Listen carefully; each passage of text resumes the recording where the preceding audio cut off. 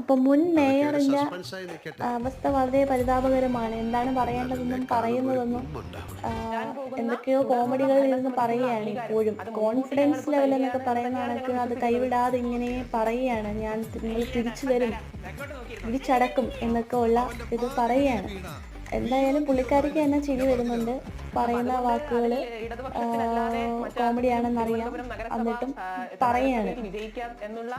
എന്തായാലും അത് ജനങ്ങൾ ഈ തെരഞ്ഞെടുപ്പോട് മാറ്റി കൊടുക്കും എന്ന് മാത്രമേ എനിക്ക് പറയാനുള്ളൂ. അതൊരു വെല്ലുവിളിയൊന്നുമല്ല, പക്ഷെ ജനങ്ങൾ ആ ബോധ്യം ജനങ്ങൾ എല്ലാവർക്കും മനസ്സിലാക്കി കൊടുക്കും എന്ന് തന്നെയാണ് ഞാൻ പ്രതീക്ഷിക്കുന്നത്.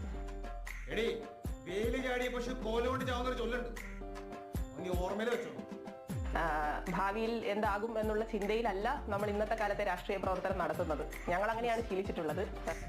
ഒരു വിഡ്ഢി സ്വയം പോകത്തും, ഒരു ബുദ്ധിമാൻ വിഡ്ഢിയെ പോകത്തും. നിന്റെ കാര്യത്തിൽ രണ്ടും കറക്റ്റ്.